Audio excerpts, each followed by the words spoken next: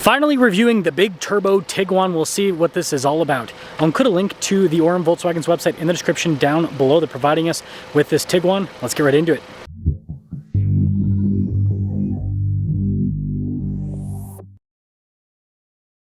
This is your last chance to win the 620 horsepower 57 Chevy Resto mod. Use code BHC or click the link in the description down below or in the pinned comment. Any donation $25 or more will give you 4x bonus entries into the giveaway.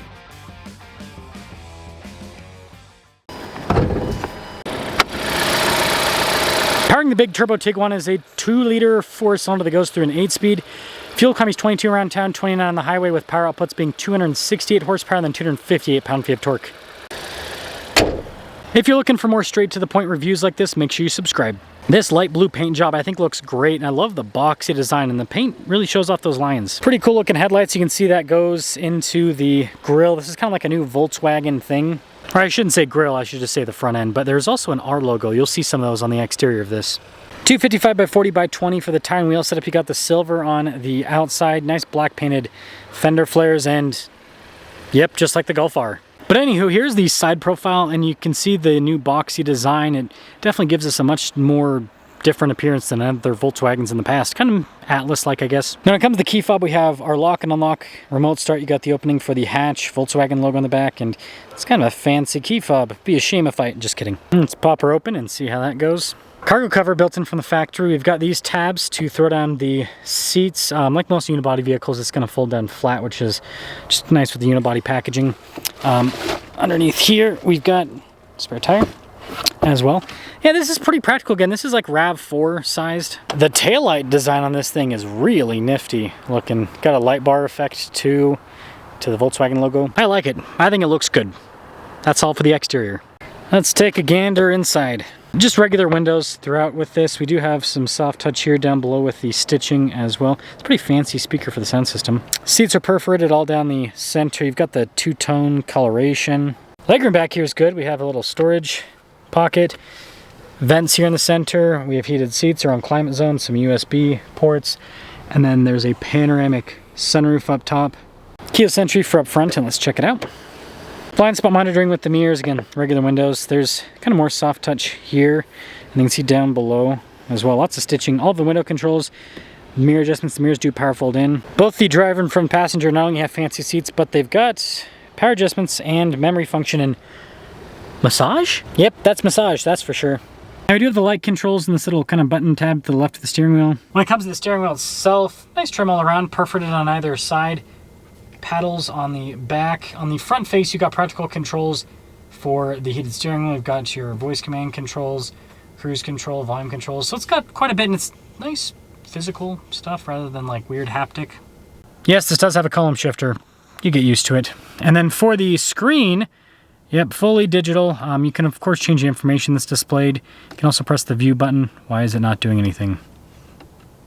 There we go. So you can kind of change what's there in the center and kind of the overall look of it. 360 camera system with it. Pretty good resolution. I think it's a good camera system. And then yeah, as for the infotainment system, it's big. It has a lot of stuff built into it, like the heated and cooled seat controls. So you just kind of press here to turn that stuff on at the bottom. And then for the climate, I'm having to reach kind of far with that. Yeah, so it's all in the screen. I think they're going to be getting rid of this in the near future because it's like too many kind of buttons and tabs to pull up features. I mean, like you got the car tab too. There's just a lot going on. Because everything's built on the screen, this is all open real estate. I mean, you literally just have your engine, stop start, volume control, and then parking brake. Got some more storage there. The center console, I forgot you have to move it forward to pick it up. It's one of those weird... I mean, that's kind of nice though, so you can change where it is armrest-wise. Sunroof, we talked about it, I think. 2026 Tiguan SEL R-Line Turbo, yada yada yada. $46,307. Let's see how this Tiguan performs. Well, let us set off the turbo Tiguan. I mean, they're all turbocharged, but I had one of these for a week that was the regular version in cloth. Anyways, it wasn't bad. It's just wasn't all that fast, you know? So we'll see how the big turbo does.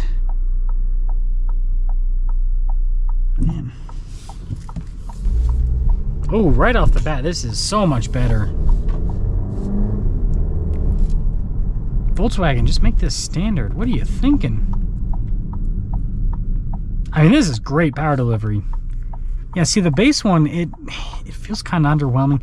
Now, I get it. It's competing against stuff like the CR-V and the RAV4 that aren't exactly quick, but, you know, I think Volkswagen here in the US, it's like, to differentiate themselves, it's like you got to be extra sporty, I would say. Now, they are adding a lot of luxury features. I mean, this has a lot of massaging seats. I mean, that's crazy. Yeah, the power is really good in this. Yeah, the base one feels a bit underpowered, but this feels good.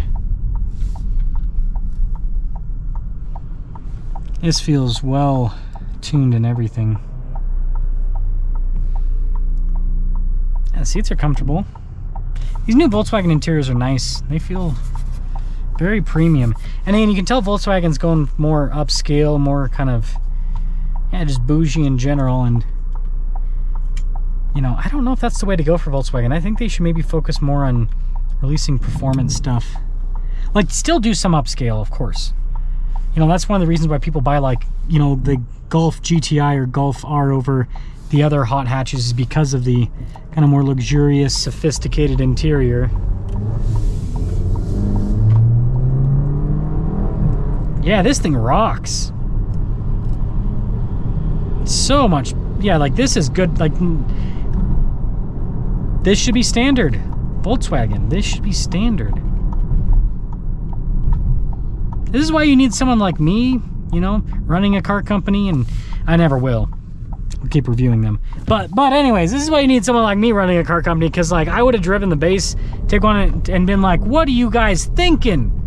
You think that Americans are gonna buy this much power?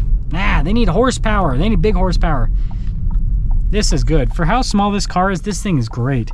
And again, if this was standard, that would be fantastic. If you could get this much power in the mid-30s, people would go crazy over it. Be super cool. But no, we gotta charge over 40 grand, and it's gotta be in the top of the line version. And that's just how things work. So, I like it. I think the Tiguan looks great. I think it drives really well. It's comfortable. It's got good features. It's got good space, good packaging. Everything's good with this. It is, truly. That being said, like I said, I think this should just be the standard powertrain. I think having the standard powertrain be, you know, the 200 horsepower thing. Again, it's competitive, but the thing is, Volkswagen, it's not about being competitive. Volkswagen's like a niche brand in the US market now. Kind of always has been, right? Americans basically buy American, and Americans don't make cars anymore. So they buy Japanese and Korean cars. So it's like, well, how do you differentiate yourself as a German manufacturer that's making vehicles to compete against the Japanese and Korean cars? Well, those cars are boring, soulless, A to B type rigs. So make your car not boring, not soul, and that's what this feels like. This has a pretty exciting interior. It's got nice, like, they did a good job. They just, like I said, just put this engine standard in all the Tiguans. Get rid of the base engine. We don't need it. We don't want it.